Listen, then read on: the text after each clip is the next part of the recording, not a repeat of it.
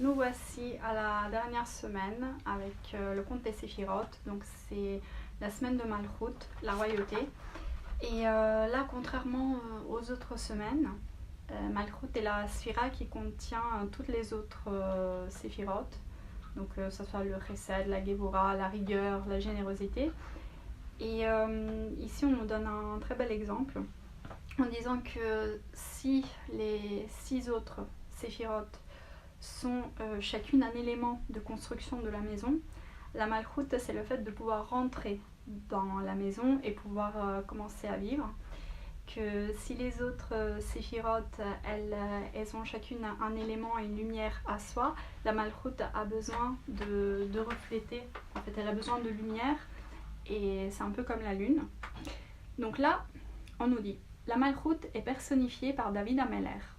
Le Zohar explique que les 70 ans de vie de David ont été pris par l'âme de Adam Arishon, qui était censé vivre 1000 ans, et en fait, il est mort à 930 ans. Et la Malchut se présente à nous avec la contradiction apparente de n'être rien et tout à la fois. Notre existence apparaît insignifiante comparée à l'infinité de Dieu. Pourtant, une fois que nous avons reconnu que nos aptitudes et nos obligations proviennent de Dieu, nous sommes en mesure de dire que le monde n'a été créé que pour moi. Le Réma définit le concept de Malchut au tout début du Shulchan Aruch. J'ai placé l'Éternel devant moi pour l'éternité. Il s'agit d'un principe majeur de la Torah qui figure parmi les vertus des justes qui marchent devant Akadosh Baruch Hu. Les mouvements et les relations qu'une personne entretient diffèrent lorsqu'elle est seule chez elle ou si elle se tenait devant un grand roi. Et d'ailleurs, c'est ce que le Moussar nous invite à faire, c'est d'essayer d'observer notre journée comme si nous avions une caméra fixée sur nous et d'essayer de revoir notre journée, de voir ce qu'on aurait pu mieux faire, comment on aurait pu agir différemment. Et voilà, de cachériser petit à petit nos journées. Un homme peut-il se cacher dans un lieu occulte sans que je le voie ? Demande l'Éternel. Toute personne est prise immédiatement d'un sentiment de crainte et de soumission devant la grandeur de Dieu. Intimidée devant lui en permanence, elle ne doit en revanche ressentir aucune honte devant les gens qui se moquent de la manière dont elle sert Dieu.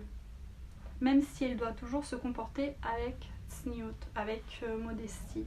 Pourquoi ? Parce qu'on nous dit qu'il n'y a pas de visage semblable qui se ressemble. Et donc voilà, chacun de nous a une lumière à apporter. Donc aujourd'hui, c'est le jour 43, Chesed Shebe Malchut, donc la bonté au sein de la royauté. Dieu contrôle tout l'univers. Inversement, comparé à l'immensité de l'existence, toute créature est petite et insignifiante. Pourtant, la bonté de Dieu réside dans le fait que chaque membre de la création a un rôle vital à jouer au sein de son royaume. Que toute action que nous accomplissons est significative. En effet, il n'existe pas de créature qui soit exactement semblable. Donc de même, chaque personne et chaque chose dans la création a une mission spécifique à accomplir à sa manière. Et où ? Dans le royaume de Dieu. Et donc ce qu'on remarque aussi, c'est qu'il y a une évolution au sein des années. C'est-à-dire que là, c'est vraiment la première fois dans l'histoire où nous avons la possibilité d'obtenir du pain ou des vêtements sans forcément les avoir fabriqués. Avant, on investissait énormément de temps pour cultiver la terre, pour tisser les vêtements. Aujourd'hui, tout est à disposition. Même chose pour laver les vêtements sans remonter au Moyen-Âge. Aujourd'hui, avec un bouton, ça y est, on peut laver je ne sais pas combien de kilos de vêtements, 15 kilos de vêtements sans souci. On peut les sécher aussi si nous avons un séchoir. Donc voilà. Alors, point d'action, Ben Adam Lamakom. Et là, on nous dit de nous focaliser sur la bracha Sheakol Nia Bidvaro. Le fait qu'Akadosh Baruch Hu a créé tout par la parole. Le fait que nous avons de la nourriture, d'imaginer le chemin que cette nourriture a dû faire pour arriver entre nos mains, pour arriver au sein d'une maison juive, pour arriver dans les mains de quelqu'un qui connaît la bracha, qui sait comment la prononcer. Donc voilà. Ben Adam Lechavero, reconnaissez la valeur des gens dont les tâches semblent insignifiantes. Dites merci au portier, à labouré, au facteur ou à toute autre personne qui remplit son rôle et qui contribue à améliorer notre vie. Le verset affirme Berav Am Adrat Meler. C'est avec de nombreuses personnes que se trouve l'honneur du roi. La gloire de Dieu est plus clairement démontrée lorsqu'un grand nombre de personnes sont là pour le servir.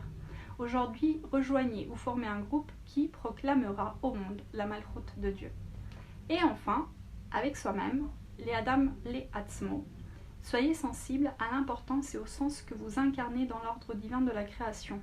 Vous êtes un messager par le biais duquel de Dieu subvient aux besoins du monde. Et la citation du jour, c'est « Il n'existe pas de créature qui soit exactement semblable ». Voilà. Je vous retrouve après pour la halakha du jour.